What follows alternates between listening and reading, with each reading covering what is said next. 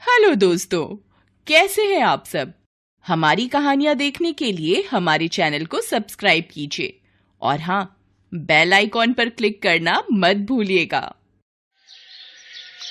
नीता और उसका परिवार फेंकने में माहिर है।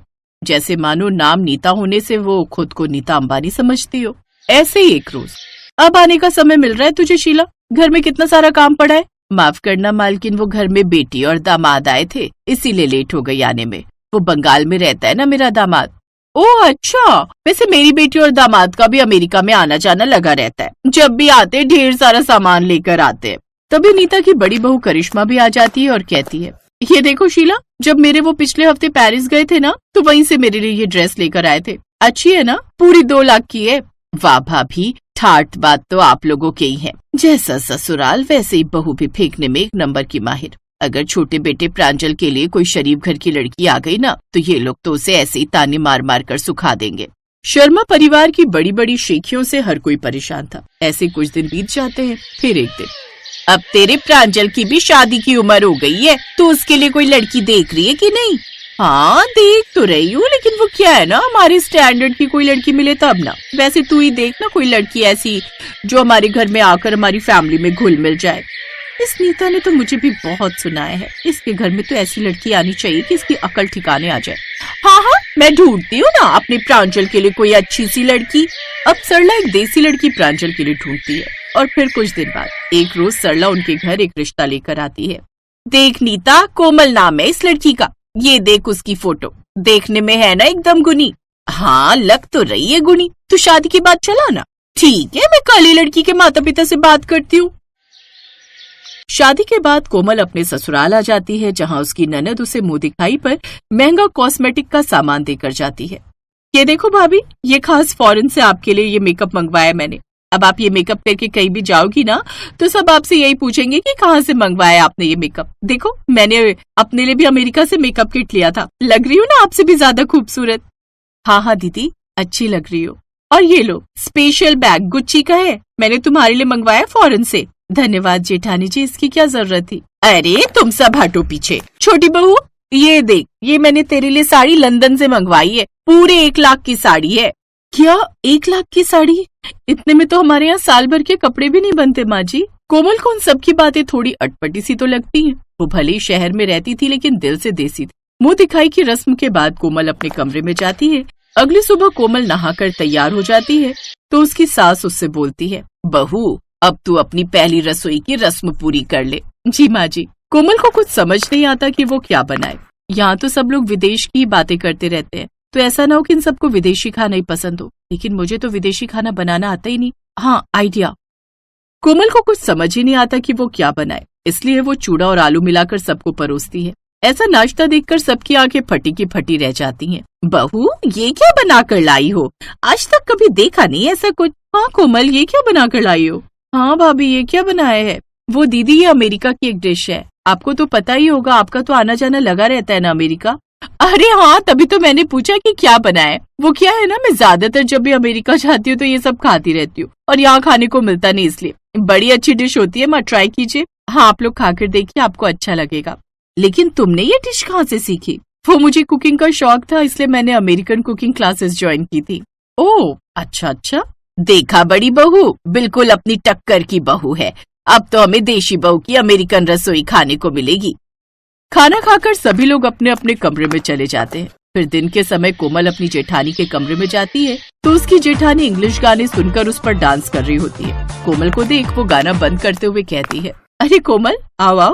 भाभी, आपको ऐसे गाने पसंद है? हाँ, वो क्या है ना, मुझे ये इंग्लिश गाने भी पसंद है, क्योंकि मेरी कॉलेज की स्टडी ना फॉरेन से ही हुई है, यू नो। ओह अच्छा। वैसे भाभी, मैं ये पूछ रही थी कि दिन के खाने में क्या बनाना है? कुछ भी बना लो कोमल। और हाँ, आज मैं रेस्ट में हूँ, आज मैं कोई खाना नहीं बनाने वाली। कोई बात नहीं भाभी, मैं बना लूंगी।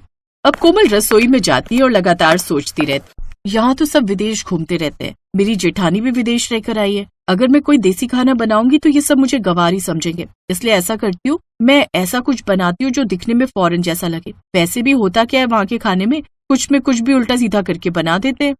कोमल अब चावल को तरीदार सा बनाकर उसमें ढेर सारी सब्जियां काटकर डाल देती है। फिर कुछ समय बाद वो सबको खाने में परोसती है। बहू, कौन से चावल बनाए ये अजीब से? मुझसे तो खाए ही नहीं जाएंगे। अरे आप लोग खाकर तो देखो, आपको ये सब पसंद आएगी। करिश्मा भाभी को तो पता ही होगा, वो भी तो विदेश में रही हैं। हाँ, ये डिश तो फॉरेन में बहुत बिकती है, मैंने तो बहुत बार खाई है। आप सबको भी बड़ी पसंद आएगी, खाओ खाओ। वाह, पुराने दिन याद आ गए। अब इसी तरह वो कोई ना कोई उटपटांग डिश बनाकर सबको खिलाती रहती। हाँ, अब पता चलेगा इनको विदेशी खाना किसे कहते हैं। सबको बड़ा शौक है ना बड़ी बड़ी डींगे हाँकने का। ऐसे एक रोज घर में कोई सब्जी नहीं है, क्या बनाऊं कुछ समझ ही नहीं आ रहा। चना बचा है, उसकी टिक्की बनाकर रोटी में लपेटकर उसमें सॉस भरकर सबको खाने को दे देती हूँ एक रोज। अब मुझे लगा आप सब विदेश जाते रहते हो तो आप सब यही खाते होगे। अब सब चुप हो जाते हैं क्योंकि कोई भी अपनी पोल नहीं खुलने देना चाहता था। फिर कुछ दिन बाद कोमल एक हफ्ते के लिए अपने मायके चली जाती है। उसके जाने के बाद उसकी जेठानी खाना बनाती है। ना बाबा ना, मैंने सोचा था देवरानी आएगी तो रसोई से आराम मिल जाएगा, और तुम चाहते हो कि फिर से मैं उस रसोई को संभालूं। ना बाबा ना। लेकिन एक बात मेरी समझ में नहीं आती कि ये कोमल कभी विदेश या अमेरिका नहीं गई, फिर वो ये सब कैसे बना लेती है। उसने कहा कि उसने अमेरिकन कुकिंग क्लासेस ली हैं। अच्छा, तो एक बार उन डिशेस का नाम तो सर्च करके देखो। अब वो गूगल पर चेक करते हैं तो उसमें कोई ऐसी डिश होती नहीं है। ऐसी कोई डिश होती नहीं है, इसका मतलब उसने हमें बेवकूफ बनाया। वो हमें जानबूझकर अपनी अमेरिकन रसोई की शेखियां भरकर ये ऊटपटांग खाना खिला रही थी। आने दे, उसकी खैर नहीं। कोमल वापस घर आती है तो फिर से सबको अमेरिकन डिश के नाम से कुछ बनाकर परोसती है। कोई तेरा ये खाना नहीं खाने वाला, हम कोई बेवकूफ नहीं। तुम खुद को बड़ा स्मार्ट समझती हो ना भाभी, और हम सबको उल्लू, जैसे हमें कुछ पता ही नहीं चलेगा। ये कोई अमेरिकन रसोई की डिश नहीं है, हम सबको उल्लू बनाया जा रहा है इतने दिनों से। कोमल सबको मुंह तोड़ जवाब देते हुए कहती है, अच्छा, और आप सब जो इतने दिनों से सबको उल्लू बनाते जा रहे हो उसका क्या? ये फॉरेन का मेकअप, साड़ी और ये बैग है। अच्छे से जानती हूँ मैं, सदर बाजार में बड़ा ही सस्ता मिलता है। इस हाथ दे उस हाथ ले, मैंने कुछ अलग नहीं किया, वही किया जो आप सब इतने दिनों से करते आ रहे हो। उसकी बातें सुनकर सबको अपनी गलती का एहसास होता है और अब से वो ये सब शेखियां मारना और झूठ बोलना सदा के लिए छोड़ देते हैं। तो वहीं सरला भी अब खुश थी कि कोमल ने उन सबकी अक्ल ठिकाने लगा दी।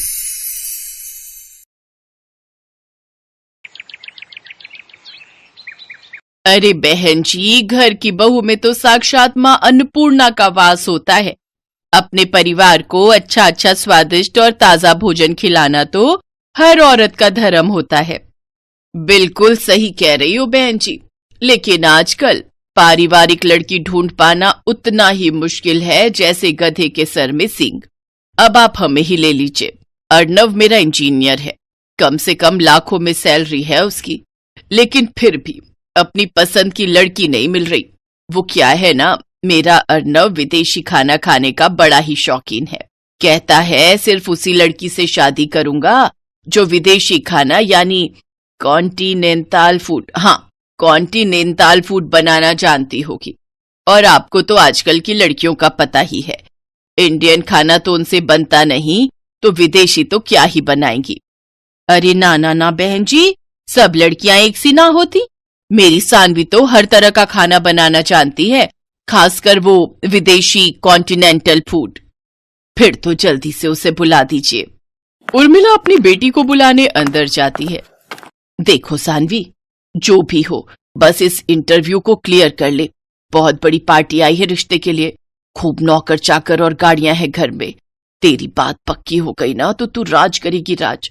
और सुनना, मैंने तेरी तारीफ में बड़े बड़े कसीदे पढ़ दिए हैं कि तुझे बहुत ही बढ़िया बढ़िया कॉन्टिनेंटल खाना बनाना आता है। माँ, मुझसे आलू पूड़ी रोटी सब्जी ये सब तो ठीक से बनता नहीं। पराठा बनाती हूँ तो पहचानना मुश्किल हो जाता है कि पराठा है या श्रीलंका का मैप। और कॉन्टिनेंटल डिशेस का तो मुझे नाम तक नहीं पता। अरे शुरू शुरू में तू ना वो यूट्यूब देखकर बना लियो, फिर जब उनका मन भर जाएगा कॉन्टिनेंटल खाना खाकर तो वो खुद ही मना कर देंगे बनाने को। वैसे भी अंग्रेजों का ये बेतुका खाना ज्यादा दिन तक थोड़ी ना खाया जाता है। चल अब अच्छे से टचअप लेकर बाहर आ जा। तैयार होकर सानवी बाहर आ जाती है। फिर बातचीत में अर्णव की मम्मी और अर्णव को सानवी बहुत पसंद आती है। साथ ही जब वो ये पूछते हैं कि उसे कॉन्टिनेंटल खाना बनाना आता है तो इस पर सानवी कहती है, कॉन्टिनेंटल खाना? जी, वो बनाना तो मेरे बाएं हाथ का खेल है। ये बात सुनते ही लड़के वाले झट से शादी के लिए तैयार हो जाते हैं। कुछ ही दिनों में दोनों की शादी भी हो जाती है। शादी के बाद देखो सानवी, तुम्हारे हाथ के बने कॉन्टिनेंटल खाने की तारीफ तो हमने बहुत सुन ली। अब आज जल्दी से कुछ बढ़िया सा बनाकर खिला दो। अभी बनाकर लाती हूँ। रसोई में जाकर वो यूट्यूब खोलती है, फिर सोचती है, नहीं नहीं नहीं नहीं नहीं, अगर मैंने इन्हें कोई फेमस डिश बनाकर खिलाई तो ये लोग समझ जाएंगे कि मुझे कुछ भी बनाने नहीं आता। ऐसा करती हूँ, कुछ भी बना देती हूँ और उसे कोई भी नाम दे दूंगी। सानवी फ्रिज खोलती है, उसे उसमें तुरई दिखाई देती है।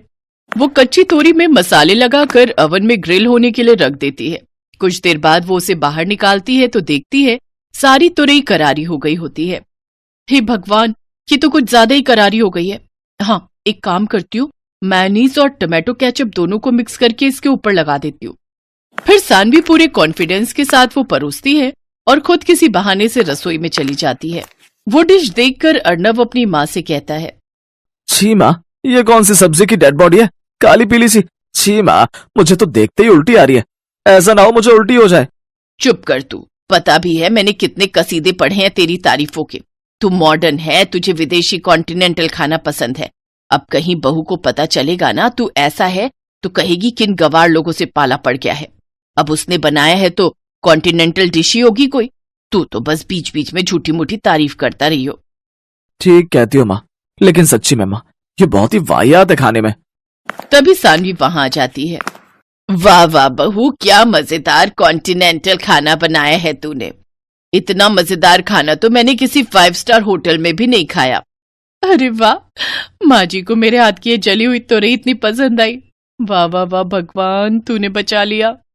हाँ सानवी, अच्छा बना है। अब तुम कल बनाना इटालियन पास्ता। हाँ हाँ, क्यों नहीं।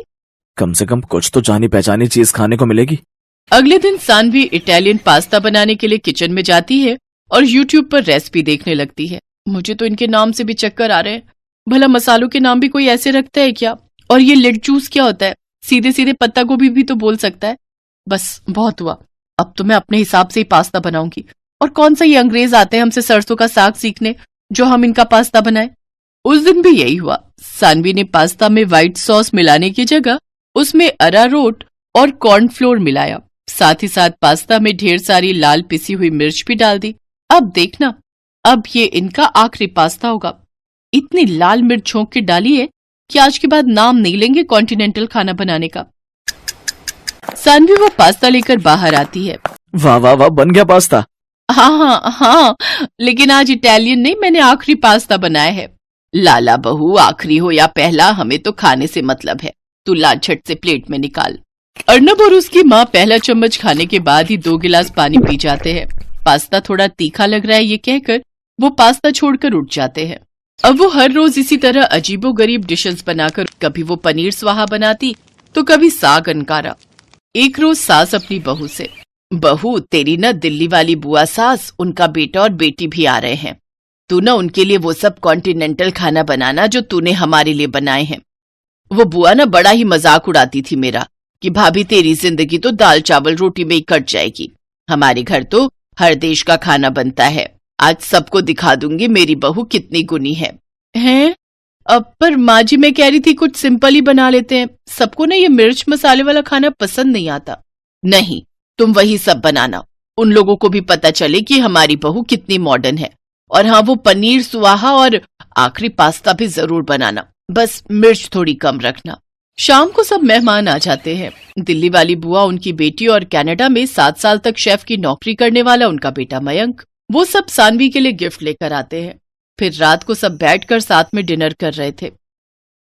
मयंक बेटा, तू तो एक बढ़िया शेफ है, लेकिन मेरी बहू तो तुझसे भी बड़ी शेफ है। उसके हाथ का पनीर सुहाहा और आखिरी पास्ता तू खाएगा ना तो उसका स्वाद तो तू भूलेगा ही नहीं। फिर मयंक एक एक करके वो डिशेस चखने लगा तो उसका दिमाग घूमने लगा और वो गुस्से में कहता है, जी अब बस भी करो, कॉन्टिनेंटल के नाम पर ये क्या खिला रहे हो आप? जली हुई तोरई, राख हो चुके पनीर टिक्के और अरारोट में बना हुआ आखिरी पास्ता, ये भी कोई खाना है? अरे ये कॉन्टिनेंटल तो क्या कोई फूड ही नहीं है। भला कौन से ग्रह के लोग ऐसा बेस्वाद खाना खाते हैं? मैं एक शेफ हूँ और अच्छे से बता सकता हूँ इसमें क्या क्या डला है और ये कैसे बना है। सानवी बहू, ये जो कह रहा है वो सच है। मुझे माफ कर दो मम्मी जी, मुझे लगा था मैं यूट्यूब से सब देख देख कर बना लूंगी, लेकिन सब गड़बड़ हो गया। पर आप दोनों तो उंगलियां चाट चाट कर खाते थे ना? उंगलियां चाट कर नहीं, बल्कि नाक बंद करके और अपनी उंगलियां रोक रोक कर खाते थे, क्योंकि सच तो ये था हमने कभी पहले कॉन्टिनेंटल खाना खाया नहीं था। तो क्या आपने झूठ कहा मुझसे? हाँ बेटा, जैसे शादी करने के लिए तेरी माँ ने झूठ के पहाड़ बनाए ना, वैसे ही मैंने भी बनाए। हाँ, और आप दोनों के इस झूठ में आखिरी पास्ता हम दोनों का बन गया। ये बात सुनकर सभी जोर जोर से हंसने लगते हैं। हेलो दोस्तों, कैसे हैं आप सब? हमारी कहानियां देखने के लिए हमारे चैनल को सब्सक्राइब कीजिए और हाँ, बेल आइकॉन पर क्लिक करना मत भूलिएगा।